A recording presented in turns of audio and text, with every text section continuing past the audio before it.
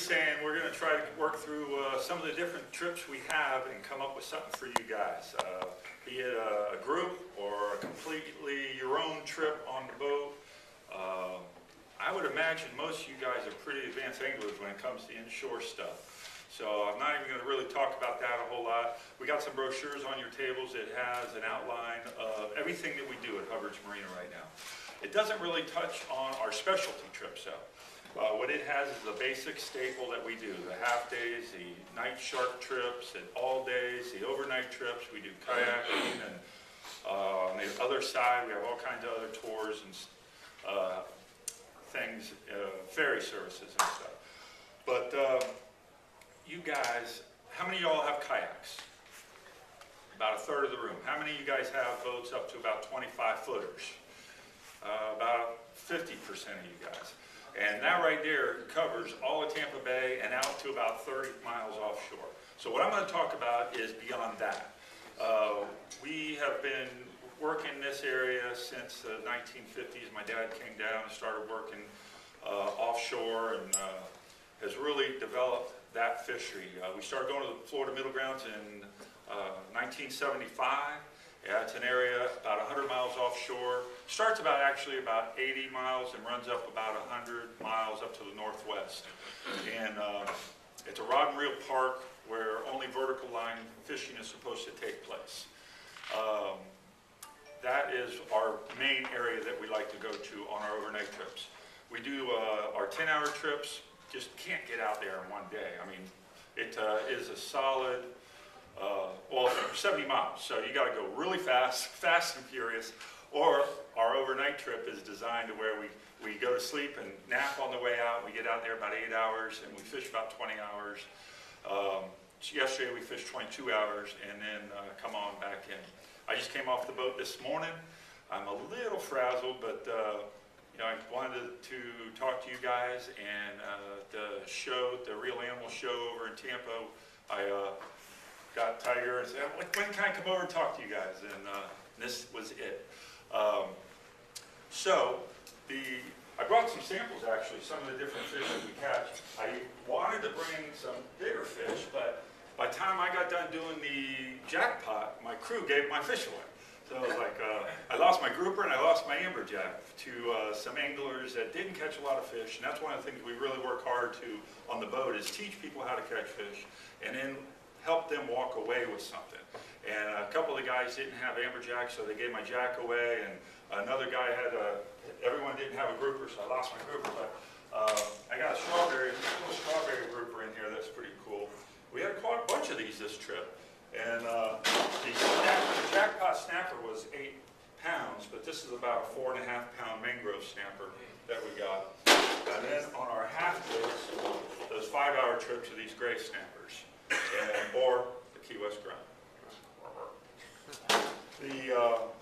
We got yesterday, the hub was out. The fishing is incredible right now. So if you can get out on your own boat, the fishery has just been fantastic with the closures. There's no pressure out there. I saw one boat offshore yesterday. Going out, once we got about 20 miles offshore leaving the pass on Tuesday, till we caught back this morning, one boat, and it was a commercial boat on the south end of the grounds. Our all-day boat goes out, they might see 2 or 3 boats all day long. 15 years ago, the all-day boat, you'd see 30 boats. I mean, very common. There'd be someone sitting on a spot or an area where you're coming to. Same thing on the middle grounds. That just doesn't happen anymore with the fuel, with the bank, with all the closures. So that does a couple things. It makes it real easy for me because there's not as much pressure on these fish, and there's a lot more fish for us out there to catch. So say for example, yesterday we went out on the hub, and right before this front, perfect weather conditions, got a new moon, right before front, low pressure, they slammed them. 20 grouper, 4 guys, 20 grouper, had to throw a bunch back, about 18, 20 big kingfish, 40-pound cobia, 6-foot black-tip shark. I mean, it was just, and this is a half-day trip. So it's being right there on the Gulf, we just go out the pass and we're in the Gulf. So 45 minutes offshore, boom, you're in some nice fish. And our all-day boat, they're average about 20 to 40 head red grouper. We've taken the Valencia Lakes out a couple times in Sarasota clubs. We look forward to taking you guys out. What they do is an all-day group. They have enough people where they could put a whole group together on a boat, and it's just their boat. If you guys can't get that many together, what we can do is a group on an open boat. So that's something that we need to talk about at the end of this, figure out how many people you think you can get. 40 people or more, then that's good, 35 to 50 people. And if you get that many folks, then we can put together a boat just for you all. Be it either an all-day, 12-hour, 10, 12-hour trip, or one of these overnight trips. The overnighters, this trip we just came in this morning, we had about, for 20 people, we had about 200, an average about 200, 250 mangrove snappers. We had about 60, I think I put 75 on the log for red grouper, keeper red grouper. Didn't get as many as I wanted, but we got a nice bunch of red grouper. We had about 40 scamps. We threw back about 150 red snapper. I couldn't get away from those rascals. But we were in fairly shallow water. We vented all. We lost one fish. We had FWC on board. They always are doing their studies. We caught about 60 gags, threw them back. We landed about 15 kingfish. Didn't get any pelagics. That was frustrating. A couple trips ago, we had 17 blackfin tuna. I actually dragged a bunch of hardware. I had, because we're doing a pelagic trip. I had mentioned we do some specialty trips. This year, we're starting our pelagic trip. It's a 5-day trip. We leave Thursday and come back Sunday. And so I got some big teasers. I had a big pink teaser on one side of the boat, and a big black and purple one on the other side, right on the corners, and we had about 8 lures going across. But it was a sort of a cloudy day yesterday when we went for our run offshore. I was going offshore to about 200 feet of water fishing potholes for red grouper, and it blew up, got a little cloudy and a little rough, so we worked our way south and came back into some potholes, but we didn't land any, or didn't even see any blackfins or sailfish or wahoo or kingfish or mahi-mahi. But we were rigged up for it. I have all my toys. I'm ready for this thing. Even got outriggers for the Florida fishermen too. That's going to be a sight. But we're going to have fun with that boat and get ready for those pelagics. I got one next week, the week after, and then I got one next month, and then we're going to do a couple in the fall based on how well we do here in the spring. The red snapper fishery, hopefully we're going to get, they're saying 27 days, National Marine Fisheries is claiming they're going to give us starting June 1st. We're hoping the state wants 44 days. Hopefully they're going to argue it out and settle somewhere in the middle, but I mean, it's all over the place right now. Because the state wants 44 days, then the feds want to knock it down to as less as, I mean, they're talking 67 days. Now I heard the other day it might be 16 days. So that is problematic. And the reason is the state doesn't go compliant, the feds penalize us. Well, there's a big battle of brewing. Here in the middle of April, they're going to be talking about it at their next big meeting. FWC is going to fight hard, and I'm glad that they are, and they're not taking the National Marine Fisheries flawed data to heart, because it is flawed data. I mean, we all go to those meetings and talk. They don't listen to us at all because we don't have some letters behind our names. Science trumps reality, common sense. I feel my blood pressure is starting to go up. I feel that. But so that we'll know by the end of April what's going to happen with the red snapper fishery. Hopefully, we're going to get about 30 days. I'm hoping.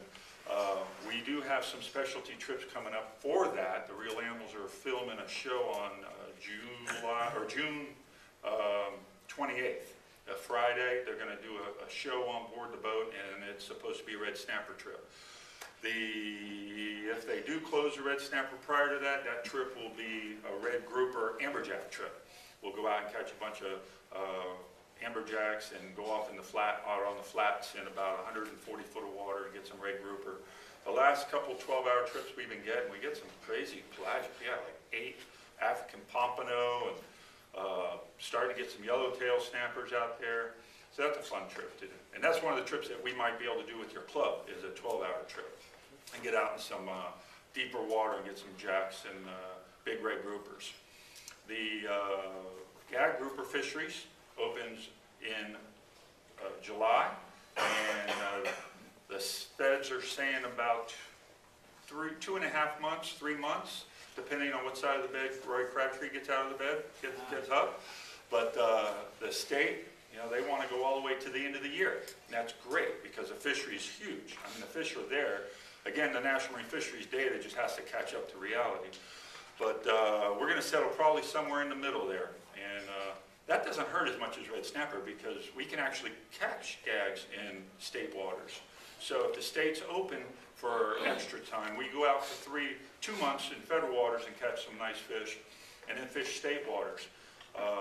Those of us with reef fish permits, we got to take those off the boat to be able to fish state waters, but we'll do what we need to do to be able to land these fish. That's another battle that's just going that the FWC, National Marine Fisheries, has to come together on. We'll see what happens with that. Some of the other trips we're doing some shark fishing trips on Saturday night. We're doing a 5-hour night shark fishing trip. That's fun. That's something new we started last year. We got like 30 sharks one time, getting a bunch of little black tips, sandbar sharks, bonnet heads. We're only allowed to keep 2 big sharks on the boat. How that works is whoever lands the shark gets the head and half the meat. The other half of the meat goes to everyone on board the boat, and we share it. And that's if the angler wants to keep the shark, because not everyone wants to keep the shark. That's just fine. You know, whoever catches it wants to release, that's their prerogative, fine, catch and release. And that's how we do with the billfish, of course, on offshore. But usually all the rest of the species we keep, unless the angler specifically wants to throw them back. Yesterday I was telling you about all the fish that we caught. They didn't want any of the fish. The captain kept the cobia and a couple of the red grouper. They said, no, we don't want any of the rest of them. Catch and release the whole day. That's probably why they caught so many, you know, when you do that, catch and release. You catch so much more. So I brought my tackle and stuff to talk about how we do the fishing on the boat, the all-day fishing. And I wanted to sort of just go over maybe some mangrove snapper, the snapper that we caught. There's a couple techniques that we use offshore that works really well that you guys can use inshore. It's funny, when you get it deeper in about 60 foot, it's a little different fishery. Here in Tampa Bay, you can chum the mangroves up to you pretty quickly and using spinning rods and all. In deep water, around the wrecks, you can get away with doing that. But some of the ledges, we tend to just fish right on the bottom. Once you've been there a while with the party boat, and you have 20, 30, 40 people on board the boat, you develop your own chum line. And then we can start knocker rigging. And that's when you use just a little jig head with a spinning rod, or one of these conventional rods with just a little 1-ounce lead and a hook and a bait. But I just fire down a big old chunk of bait on a double hook rig and a 6-ounce lead because, again, we're fishing 120 to 140 feet. Usually, if we're fishing the south end of the grounds and the west side of the middle grounds, we get down to about 140 to 160. So 6-ounce lead gets me down to bottom, and I hold bottom really quick. The mangrove snapper, if you're not going to finesse them up and chum them up off the bottom, then you want to get the bait right down to them. So I put a chunk of bait on there and use a pretty big sinker and get it right down to the bottom. Let that baby sit right on the bottom, and the mangrove snapper will come up and sort of sniff that bait and look at it a little bit, swim around it a little bit. And if you lift that bait up off the bottom, a lot of times he won't grab it right away. He'll swim off and then come back to it and have to go through that same routine, unless they're really aggressive. Then they'll hit the bait right in the middle, suck it in their mouth, chomp on it and spit it out. And then they'll pick up the pieces. When you're knocker rigging, or if you're here in the bay, you can just use little chunks and you chum them up. That's what they're doing. They're eating those chunks. When you're fishing deep water, you get away with one chunk and a hook, but what happens is the little fish will grab it. You'll end up with a porgy, a beeliner, instantly. Use a little bit bigger piece of bait, a porgy and a beeliner, they might come up and nibble out a little bit, and you just lift that bait up real slowly off the bottom, pull it away from them, and put it right back down real slowly. And a lot of times the mangrove snapper will then move in ahead of them and do their thing on the bait and then grab it. But you notice this rig I got a little double hook rig. Back in the day, a That's good too, it got me. We used to put one hook in the eye of the other, and it was like a little chain deal. And that worked pretty well. About 8 years ago, some dudes started snelling these things together, and that has just been phenomenal. This is a far superior rig to catch mangroves. You can use it also for red grouper fishing. I got one guy that puts like 4 of these things and just puts them all up and down the sardine, and it's not a true snell knot. We talked about this in one of the other meetings. It's just you run it through, run 8 wraps around it, put it back through the hook. But it's sort of like a little nail knot using the shank of the hook. Because the second hook, it's impossible to do the proper snell. You can do the proper snell on the first one. A lot of times I'll just use I use a nail knot, not a clinch knot on my first hook a lot of times if it's a straight shank. But being that that's a curved shank eye, I just go ahead and do that regular snell knot, and then the second one is that modified snell. I'll cut this off and pass it around. You guys can look at it. My fancy tackle box. Any questions about that rig? When we're red grouper fishing, a lot of times we just do a single hook, a little bit longer leader, and ideally, red grouper fishing, you drift, and you find a nice big hard area, the Swiss cheese bottom, or just hard bottom where you got some bait shows on the bottom. You start at one end of that hard bottom. A lot of times around the edges of that, there's some nice gags as well. But all across that hard bottom, you'll find red grouper. And you can use a nice piece of squid. We use sardines on the boat, and we get these giant squid wings. Oh, my eggs smell yummy. It's still cold though. And these squid wings you can get, they're just from the big feral squids. They're like 8 feet long, and this is the thickness of the squid wing. It's like 1 inch thick. And these things come like a big square, and you can just slice them up. These are what we have on board the boat. And this is something like I would use on a red grouper, and just put the hook at one end and let this thing slide across the bottom. It's almost like its own jig or a rubber jig. You can use those rubber jigs and tip them with a little bit of squid or sardine. Very popular. This looks like a spro, but there's all kinds of jigs out there. Those things, a lot of them are designed more to catch us than they are to catch the fish. They do too, but pretty ones.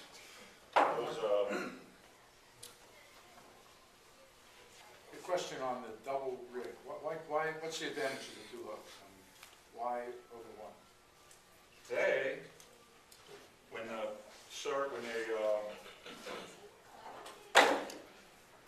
I'll rig this sucker up and show you. When this mangrove snapper hits this thing in the middle, you got one shot at him right when he first hits it. And what we do, rigging these up,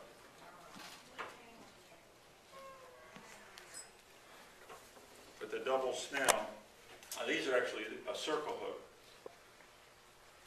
Put one in the front of the sardine, and you put the second one, your trailing, well, that's your leading edge hook, in the tail section, and it is a small end, is what's getting dragged through the water. It goes down the bottom quick, it lays right flat on the bottom, and a mangrove snapper will come up and grab this right in the middle. He'll usually get this first hook right in his mouth, and then the second hook will come around and wrap in his face. The mangrove snapper, when they bite, once they feel those hooks in their mouth, they try to spit. They spit everything out. You know, they'll hit the bait, chomp it up, and they spit it out anyway. So, I mean, they're trying to spit the bait back out so they can eat the pieces. So you feel that first little pop, pop, pop, you got to start reeling. And what I suggest to people is to use a 2 high-speed reel. This one is what I used to use all the time. It's a 5-to-1 gear ratio. And these new Daiwa Seagates, which is took the place of the Saltist reels, those silver Daiwas that they had. They were really pretty inexpensive, heavy-duty reel. Supposedly this reel took the place of it. And this is a 6.7-to-1, I believe it is. It's on there somewhere, but it's fast. And you don't set the hook because you got a lot of stretch in the line. And as soon as that mangrove snapper feels that hook's in his mouth, he spits the bait, he's spitting the hooks, he's shaking his head, and as you're reeling up, he'll dig a little bit, and then all of a sudden he'll feel like he came off the hook, and you're reeling. He's swimming up with you, shaking his head, trying to shake the hooks off. Using the double hook rig, you get one usually in his mouth. Sometimes you get them both on the outside, like one on one side of his jowl and one on the other side, one on the top of his head, and that's why you use a double hook rig. Even back in the day when we used a chain hook, again, you're trying to get that hook somewhere, the barb in his mouth. The one thing I gotta say about the hooks, selecting the hooks, is very important. You select the hook, like that first set of hooks that's going around, those are owners. Notice how small the barbs are. They're very small barbs. The second set of hooks that are going around, the barb's a little bit bigger, the circle hooks. That is very important, the barbs, because if you have like a triple strength hook, you'll find your fish keeps coming unbuttoned. You get on for a second and then the hook comes out. It's like, dang, what the hell? Why is it doing that? You're not sinking the barb in. Those owner hooks, they're deadly. And they're not circle hooks, they're J hooks. Very seldom do I throw hook a fish. If you're a good angler, an advanced angler, you got your fingers on the line, you're ready, the line's tight, you're down, you're ready to pounce, you feel the bite, boom, you start reeling.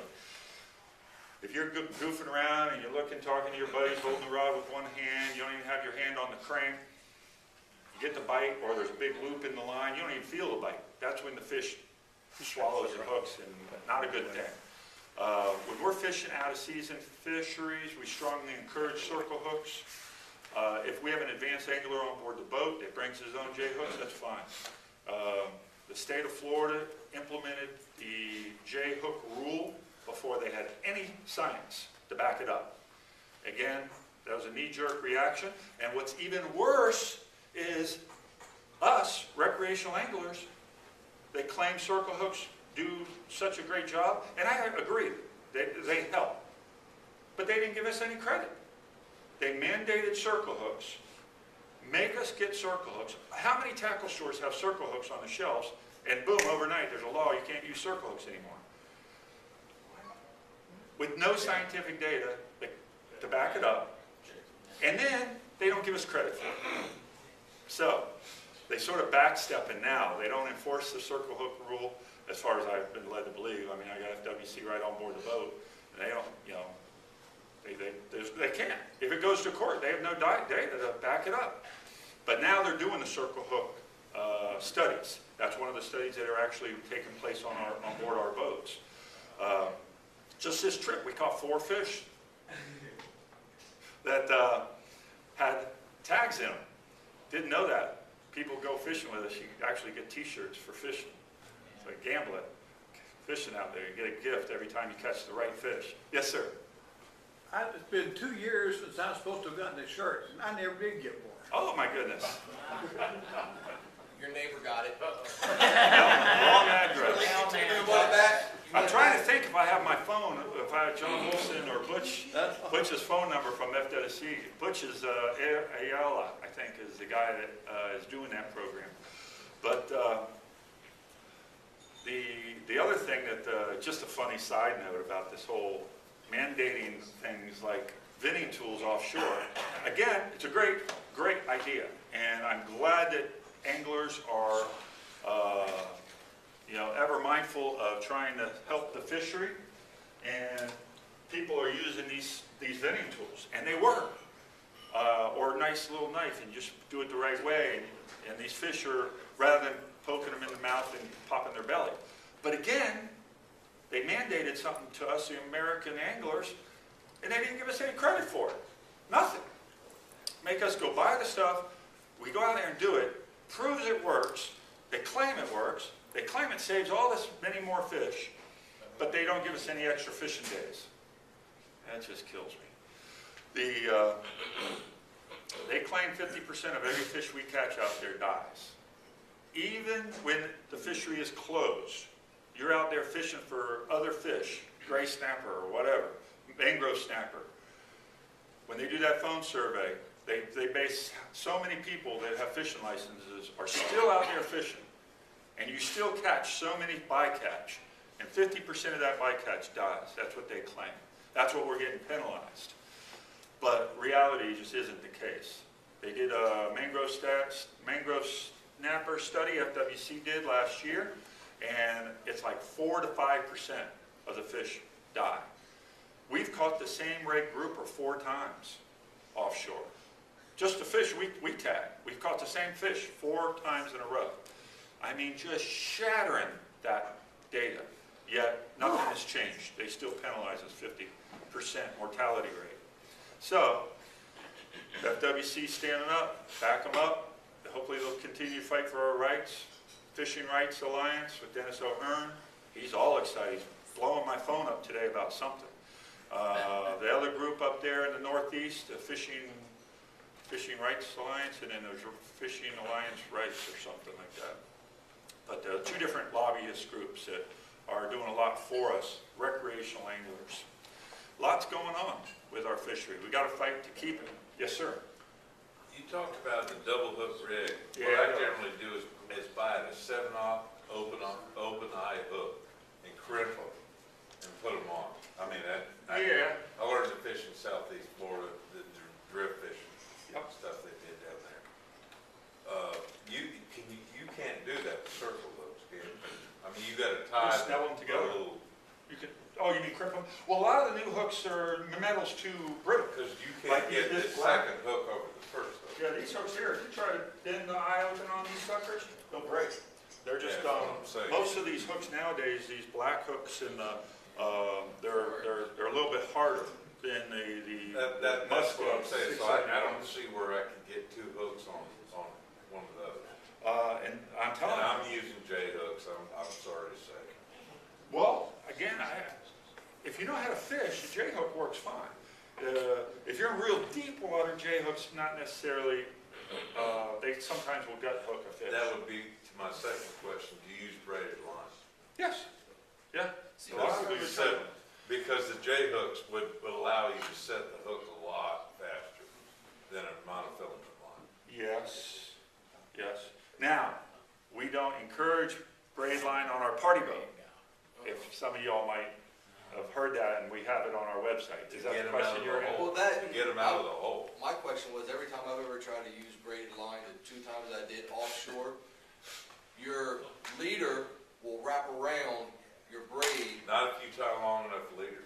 I've tied a leader as long as my leg, Austin, I promise you, it's still Well, that's wrapped all the the way around. dynamic problem with braid. It tangles very, very easily. You gotta put a top shot on there. You know, at I least just tried to 20, put 40 mine feet. on. But you can get them out of the hole, right? I mean, out of the rocks. Bringing braid right to your I swivel. mean, when you get a hit, you can get that gag grouper right out of the hole. If you are ready and you're paying attention, you can get a gag off the bottom if you have the right kind of tackle. If you're not ready and he gets in the rock, he's in the rock because you're going to have a mono leader anyways. It's going to break. It's going to break off if you don't get that fish up off the bottom.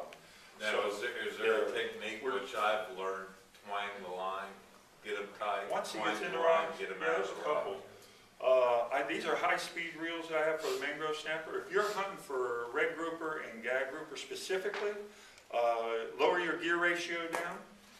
Again, what I tend to do is have the rod, the line somewhat taut, just to right before the lead comes off the bottom.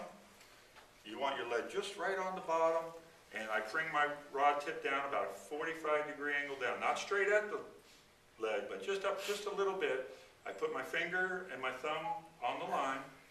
I have this handle at the bottom stroke right here. This is where I have it all the time. If I get it and it's the line is positioned and my rod is positioned and the stroke is at the top, I'll flip this and I'll put my thumb on the spool, let that roll back down, flip it, and put it in place right here. Because this is my position.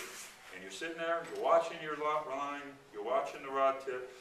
The feel here on your fingers are more important than watching the rod tip, because you'll feel the bite of the fish. This is 40-pound mono, and there's a lot of stretch in it, but you'll feel that fish pick that thing up second he does, because it's a slip lead, and that lead doesn't move the bottom, doesn't move off the carpet. And see the end of my rod bounce? And that lead isn't moving. I mean, I feel the bite of that fish second he touches the bait, and boom, you just start reeling. I mean, you're all positioned, you're on the bottom of the stroke, the rod tips down, you feel that bite, you lift the rod tip up straight out, and you're cranking. And on your lift up, you're cranking. So the high gear ratio with mangrove fishing, by the time you lift that rod tip up to here, you've already reeled up 15 foot of line, bam, bam. And for grouper fishing, you do the same thing. You're a little lower gear ratio, but usually you have a much higher line. I usually fish with a 100-pound Momoy. It's about 80-pound diameter. If we're fishing for some smaller red grouper, I'll use a 60-pound, 60 rig. But if I'm fishing for big grouper, amberjack, big red grouper, I just go straight to the 100-pound. And you're there ready, and you get that bite, boom, you start cranking with the low gear ratio, he's not stopping. You're gonna come up. And you got a 100-pound test, he's coming one direction. Sometimes you have to get him up over that ridge. If he gets in that rock, yes, you're correct. A couple things you don't want to, there's a couple rules of thumb. I mean, we had one captain work with us for years and years and years. A lot of guys say, oh, just let the slack off and let it wait until he comes out. That's your last resort. He gets in the rock, don't let up. Crank it down tight, keep it tight. Don't want to break it off in the rock. But if you got a 100-pound test and you got a 100-pound leader, you pull on it pretty hard. So you reel down and he's stuck there. Damn, okay, he's in the rock. So just be patient, just sit there and wait. Because he's not all the way in that rock. He went to the first spot. He's not in his home. He is in somebody else's home. And he is not all the way up in there. He just got his nose up under there. So he's going to be up on there with his gill plates all flared out, just trying to hold. I mean, he's holding on by his fingertips. And you sit there and you keep the pressure on him. Yeah, you can twing it a little bit and see if that works. But sit there for a couple minutes. A lot of times he'll go to wiggle a little bit to try to get in that hole a little deeper. And he'll release those gill plates. And right when he does, boom, you'll lift him right around the corner and just crank him up. Because you're tight, you're all bound down, and you never gave him anything. If for some reason you give him a little slack, he's going to get farther up in there. But again, usually it's not his hole. It's just, he's just up somewhere where he could get his nose up underneath. Let it go slack. Try not to lift your lead, because you'll feel your lead. If he's in the rock, the lead, you'll barely feel the lead lift off the bottom. If he's not in the rock and and it's just the hook is on the stuck, and you're stuck on the bottom, you have a 3-foot leader, you'll be able to lift your lead 3 feet off the bottom.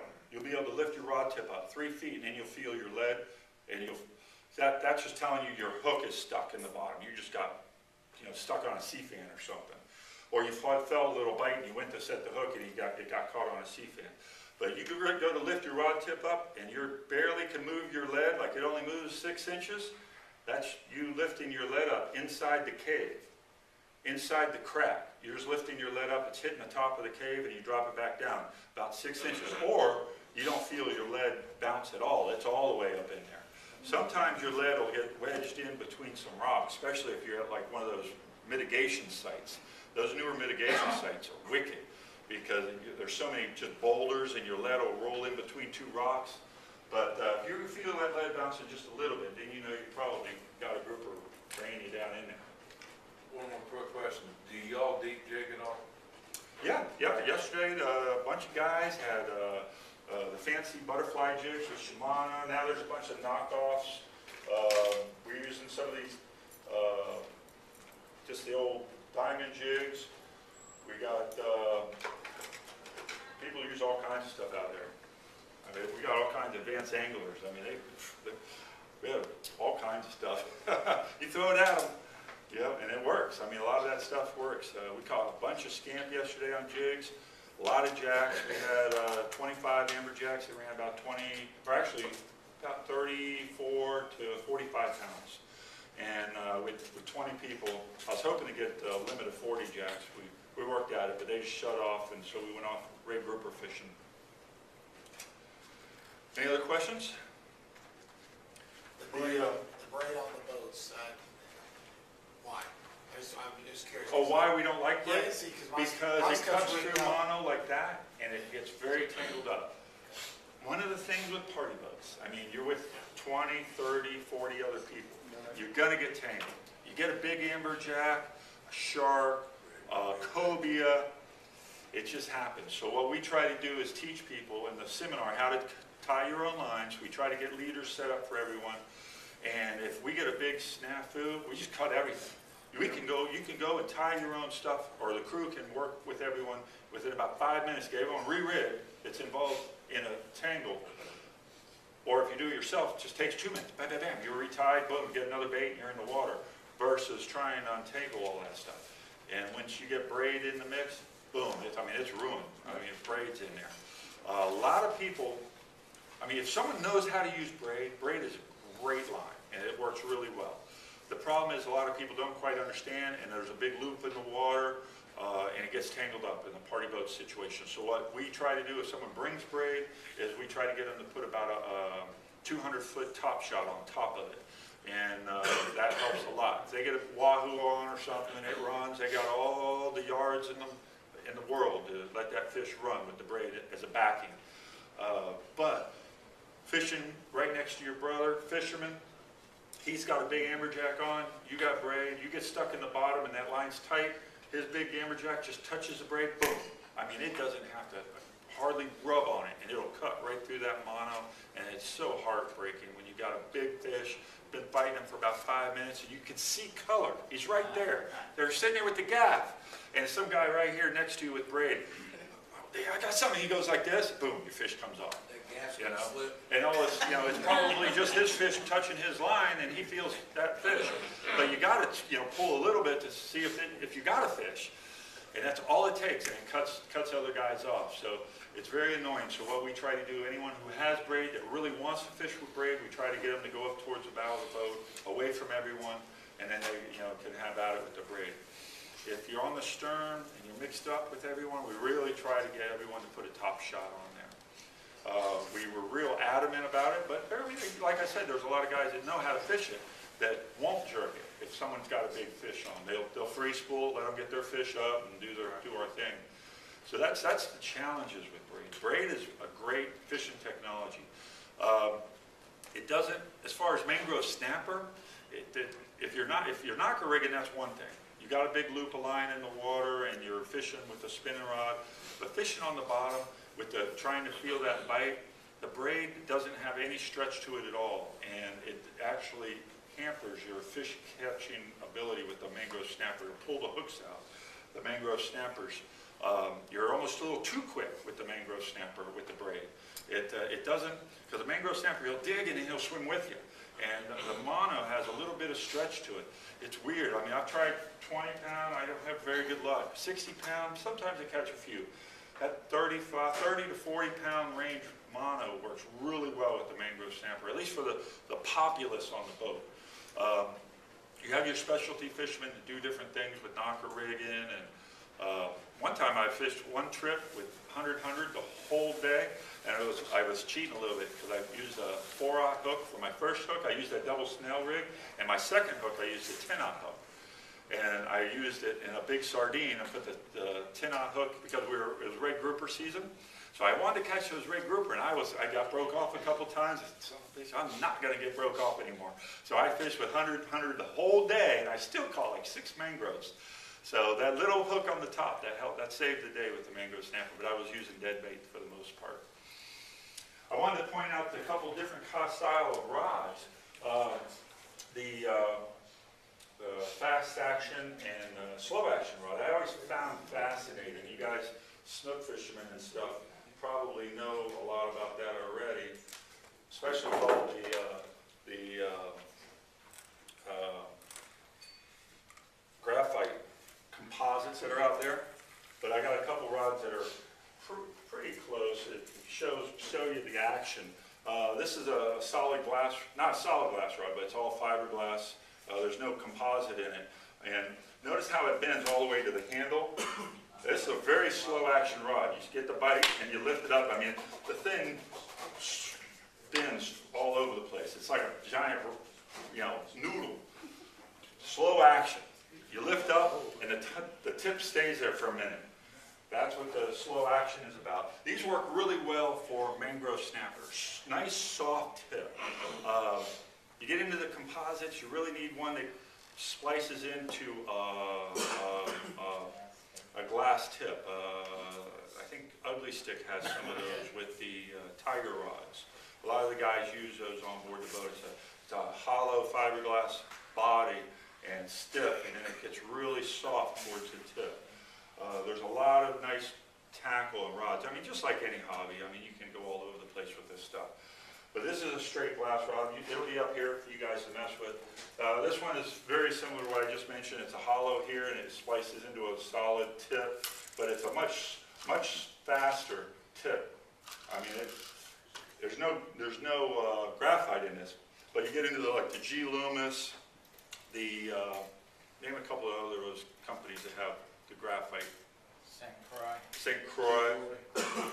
They have those graphite rods that are super light, and man, are they stiff. And it's just amazing how thin that rod is and how stiff it can be. The new jigging rods from Shimano, these are our regular rental rods that we use. This is our half-day rod that we use. It's just a dial beef stick. Fairly slow action. It gives you enough action to where you can have fun with those little gray snappers and occasional red grouper with this. And then this is our all-day and overnight rod, which is a knockoff of a star rod. I had these built, and it's a star rod guide arrangement, but we added 2 inches to the butt and about a 9-inch foregrip with a tuna grip, making it a little bit easier to put up under your arm, and with the extra 9 inches here, you can put it on the rail, getting those jacks. We had a guy, like 45 guys together on this trip. They were all bass guys. They never fished salt water before.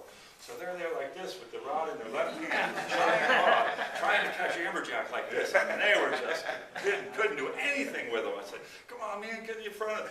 Finally got him put it in here, but he still put it under this arm. And he's trying to reel like this. So he's like there with a bicep trying to bring up these jacks. He was really having a hard time. I couldn't get him to switch to this side, to put his elbow on his hip and use his legs. I just couldn't get him to do it. So eventually got him to put this rod right on the railing and used the railing, and he bent his knees down and then reeled down this way, bend it down, seesawed on the rail to get these jacks up. And it was a big guy too. These rods are pretty bulletproof. If they're going to break, they would break the first couple months of use. Now they're well seasoned. So that's what we use for our rental rods. And then 60 pound on the big rods and 40 on the lighter rod. You guys, if you come out with us, Advanced Anglers Inshore, I'm sure you have some nice snook spinning rods.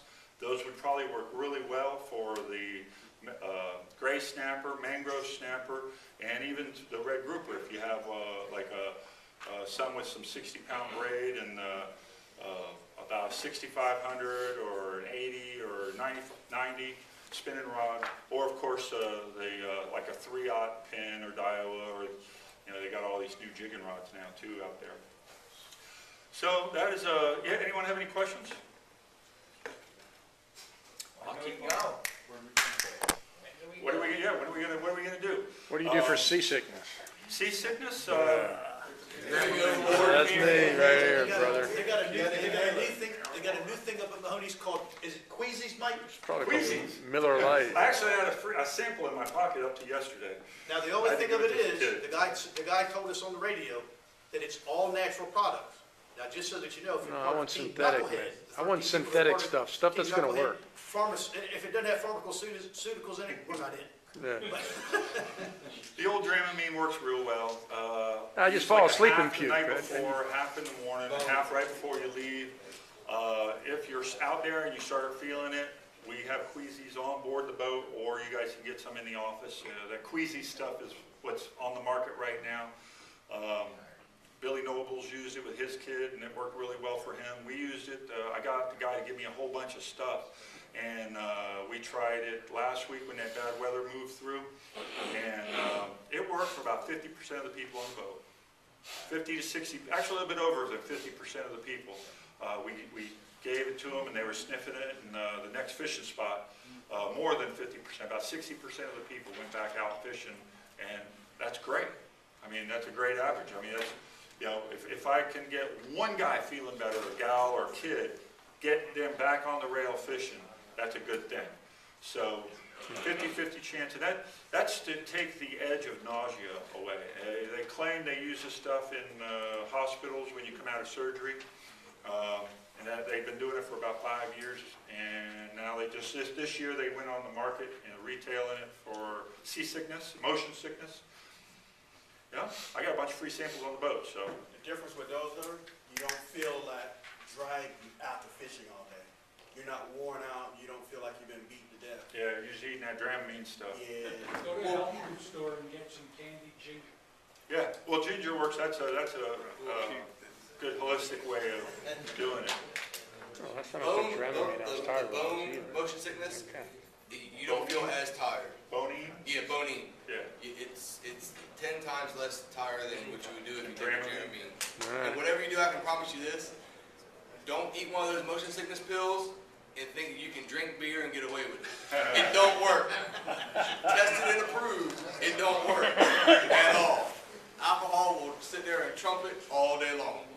So, a couple of things we're doing. I mentioned those specialty trips. We're doing some deep drops too this year. We're fishing about 400 feet of water. Supposed to go tomorrow, but this wind might keep them in to about 200 feet of water. So I was talking to Brian about the route, and we're going to probably fish the very southern end of the grounds and then go out to about 240 feet. And if it'll let them, we're going to go out a little bit farther, an area called the Stickies out there. Right at the 400 foot mark, it drops off to 800 feet. But we haven't fished the Florida there before. We got about 1,500 feet of rope on the boat. So we got a little bit of rope, as long as it's not blowing real hard or the current ripping really bad. If it is, we just come back in a little bit. But it's just 20 more miles farther out than we normally fish. So we're going to go out there and give it a shot. I've been touching about 260 regularly last year and caught some beautiful fish. And so we're going to go out and play a little bit with those, the pelagics. We also have always had our full moon trips. We start a 12-hour trip, like next weekend. That's a new moon, and 2 weeks after that, we have a full moon 12-hour trip on Friday nights. Am I getting the hook? Okay. No. I got But that's a new trip that no one even knows about. We just started that this year. We leave Friday night at 7 and come back 7 in the morning on Saturday morning. That works out. If you don't have time to go offshore or the finances to do the long-range trip, and what we're doing is fishing for mangrove snapper on that trip. We go down, fish some of the mitigation sites, the pipeline, or some of the ledges right along that area. TI2, they have 4 wrecks out there now. I towed 2 of them out for the guy, private individual, private citizen, putting his money up, buying wrecks, cleaning them, got the permits, and is towing them out there on his own. A giver to our fishing industry and to the recreational angling. But being that it's a wreck in the Gulf of Mexico, it's public records, but some of those TI2, it's unmarked. It is in the Pinellas County website, and it's a great wreck. It's 27 miles southwest of Johns Pass, about 25 miles due west of Paso Grill. And I encourage you guys to fish that area. It's a really good area. And they got 4 wrecks there right now, just north of the pipeline, about 4 miles. Have you heard any reports about that area that sunk about 10 years ago up towards the Panhandle? They did one just like 3 years ago. You mean south of Panama City and Yes. Destin? Was it only 3 years ago? Yeah, I believe so. Oh, time flies. I don't know, it was 10 years ago. Yokosuka? They sink one about every 2 or 3 years up there. They have a great reef fish program there in the Panhandle. I mean, you can actually They used to let you buy automobiles, and they take them out on barges and put them in your private numbers. But Pinellas County, in our central West Florida area, just won't let anyone do that. Maybe because they have their own reef fish program with their own public funds that they try to get money for.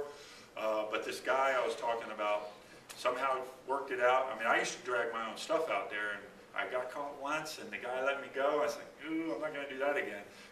Another captain friend of mine got caught and got fined big time. And so I got away with it one time. I'm not going to do that anymore. I got some derelict boat sitting in my backyard for 5 years. My wife's all over me to get rid of it. Now I'm going to have to take it to the boat ramp and pay to get rid of this thing.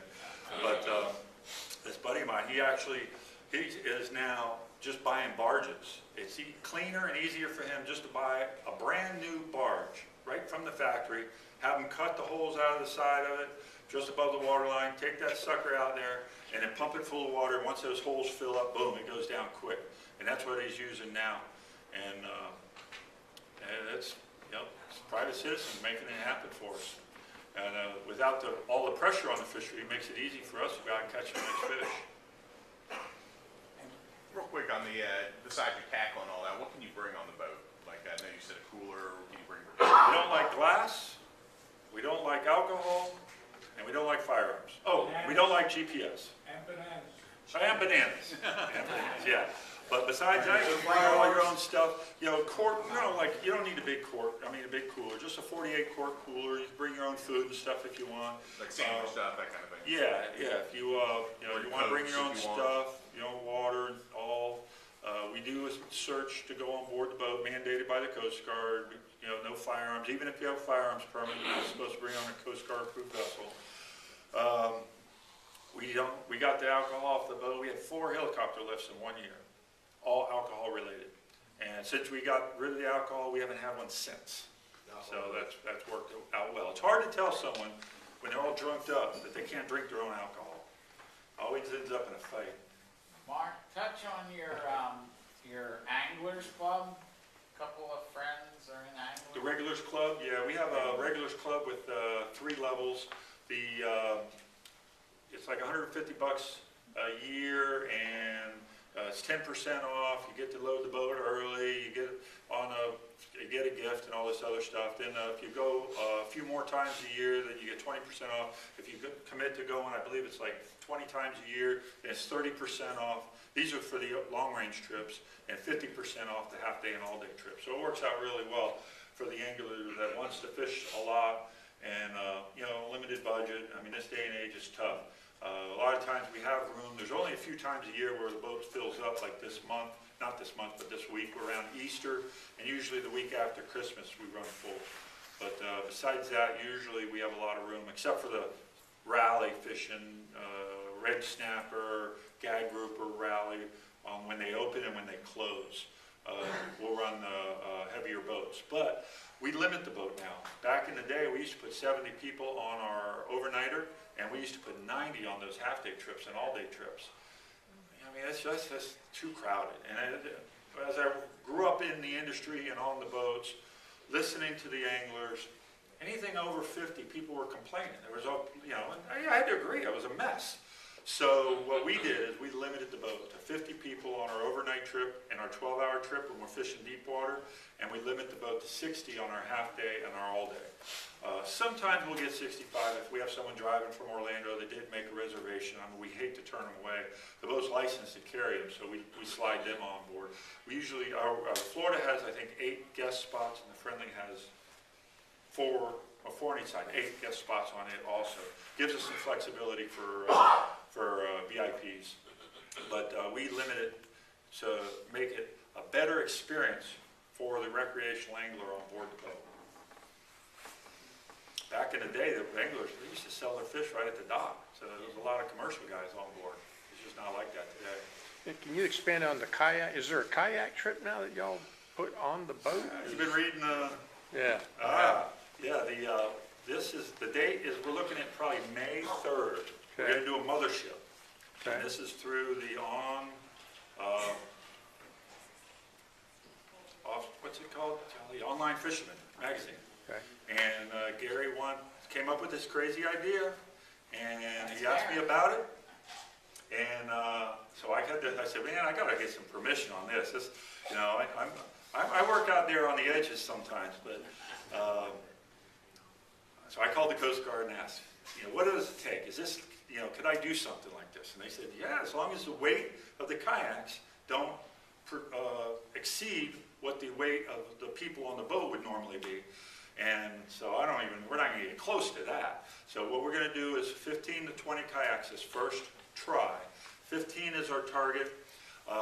Looking at probably Friday, May 3rd, we're gonna take the friendly fishermen on a 12-hour trip and go out and probably start on the Mexican Pride and then maybe head out a little bit farther to some of those deep water springs. We'll have 8 hours to fish out there with kayaks. We're going to tow out a 25-foot boat as a chase boat, and I'm supposed to meet with them this week and have lunch to confirm the date. That is going to be a fun trip. We talked about it. Andy and Jimmy over at They're all sit on. Tackle Shacks wanted to do something like that. Is it all sit on top or sit in? Whatever the angler wants. We will have a seminar prior to departure Okay.